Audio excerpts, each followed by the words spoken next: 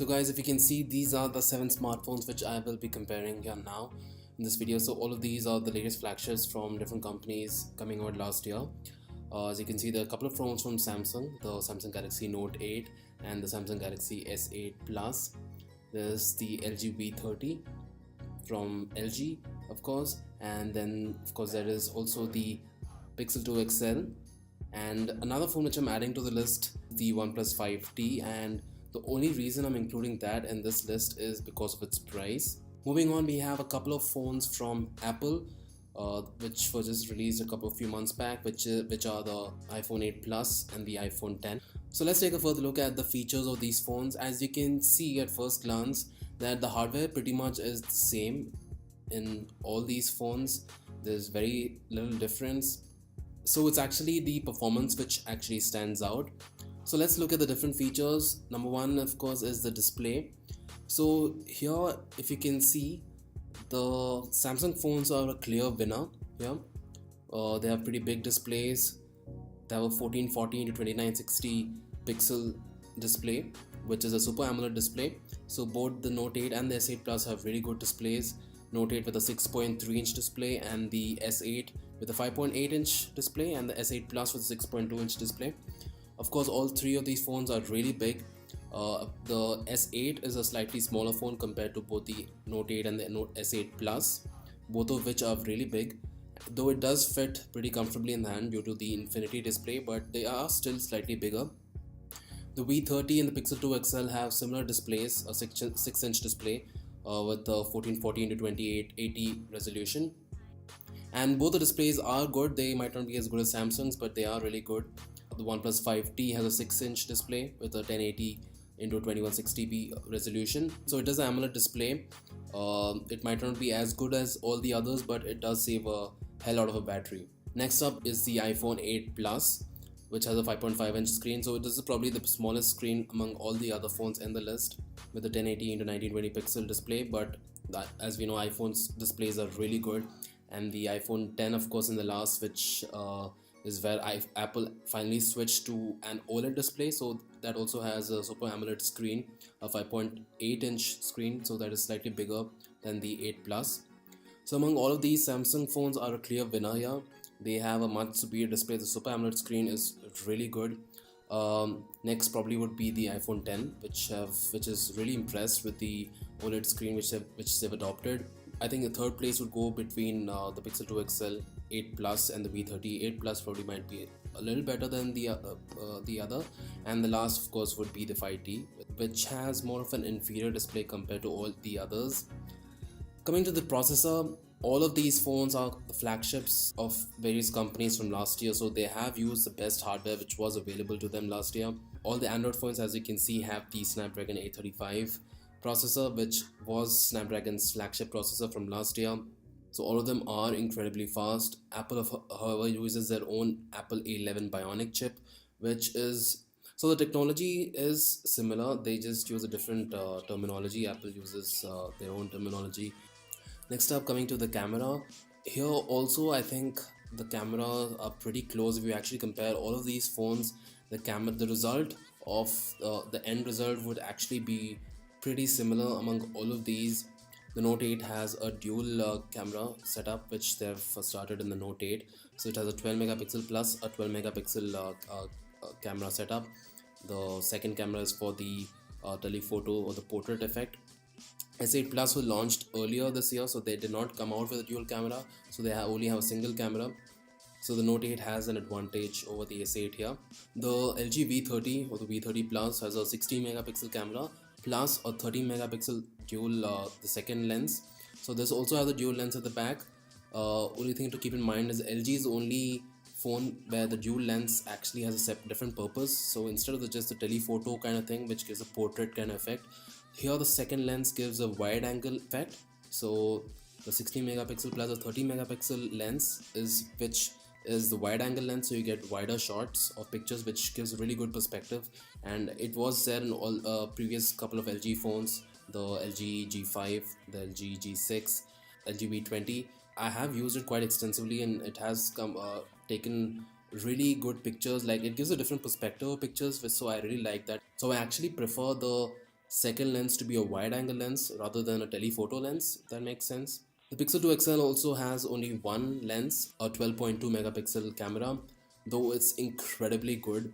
The clarity, the picture quality is absolutely amazing, and the software actually is so good that it actually creates the effect of the portrait pictures which you can get with an iPhone camera or the Note 8 camera, where it uses a second lens, the telephoto lens, but the Google software actually does it so well that you can actually do that with one lens itself. So it's actually equal to all the other phones with two cameras. OnePlus 5T also has two cameras, a 16 megapixel plus a 20 megapixel camera. Both of them work really well. Again, the second camera does create the portrait effect only. And coming to Apple, both the 8 Plus and the iPhone 10 have the same camera setup with a 12 megapixel plus a 12 megapixel camera setup at the back, where the second lens, which is the telephoto lens, creates a portrait effect or the bokeh effect. Now, comparing the camera, of course, is a very difficult job because honestly, I've not used all of the phones here, so for me to really compare, it's a difficult task. But people who probably have used it would be different. But as far as I have seen the result, uh, different pictures and videos that I've seen like from different cameras, I do feel that the Pixel 2 XL has the best camera among all of these, because the actual quality of pictures from the Pixel 2 XL is remarkable. It does beat all the other ones. iPhone 10 and the 8 Plus would come a close second, but the Pixel 2 XL is a clear winner. Of course, I feel Apple has records videos better. That's why I rated it like really close to the Pixel 2 XL. So I feel the video quality is better. It records videos better than the Pixel 2 XL. But so number one spot to the Pixel 2 XL, number two the Apple phones, and number three would be to the Note 8, then the S8 Plus or the S8, and at the last again would be the 5T. The V30 I would compare it with the S8. I feel and I feel it's slightly better than the S8. So after the Note 8, I would probably give it to the V30, and then the S8, and finally at the last would be the 5T again. Again, no offense, but the 5T camera is really good, but I feel the Samsung is slightly still better. Now all of these phones come in different RAM and storage options, and that makes a hell lot of difference in the price. Different RAM and storage options make a lot of difference in the price. So depending upon the usage, you might not need to go for a really large storage option.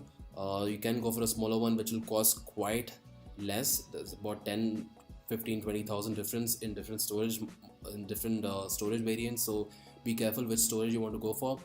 The Note 8 comes in three storage options with 64GB, 128GB and 256GB of storage, and the price of course does vary among all three of them, and it comes with 6GB RAM, which is standard. The S8 and the S8 Plus come in, well, it actually comes in two variants. It started off with only the 64GB one with 4GB RAM, but later a 6GB RAM variant was launched which came with 128GB of storage.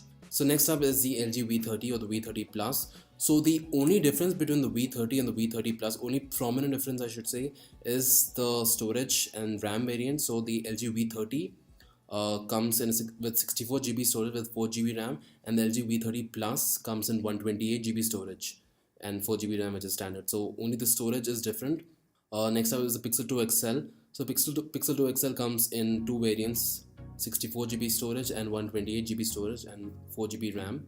The 5T comes in two variants, one with 128GB storage and 8GB RAM, and the other one is 64GB storage and 8GB RAM.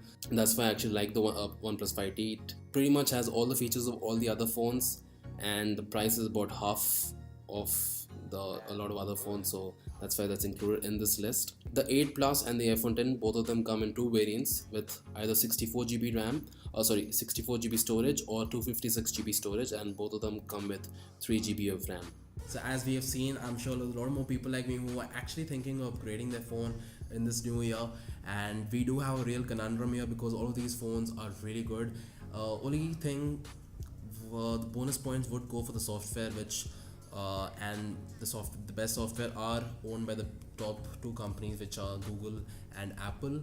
So the stock Android experience in the Pixel 2 XL, Pixel 2 and the iOS 11 on the iPhone, so these two have the best softwares and there's no complaining here.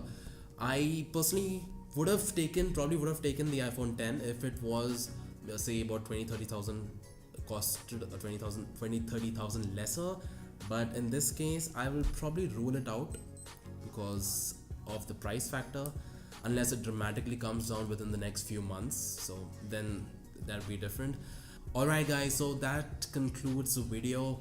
I'm still not sure which phone I'm gonna go for. I will probably wait for a couple more months and see what phones are coming out, and how the phones or price of the phones might come down. Again, I'm not sure. I might go for a new phone right away. Also depends on the urgency or the need, and right now this phone is doing a pretty decent job. So unless something dramatic happens, I might just wait for a couple more months. So my favorite here, of course, is the Pixel 2 XL, and that is something I am inclined to. That is something I might go for, unless I go for the next generation phones, which I am slightly skeptical about, but let's wait and see. So that's it guys. I'm really happy making a video after a very long time, and I hope to make a lot of more videos in the coming days, and I hope to see you soon. Bye.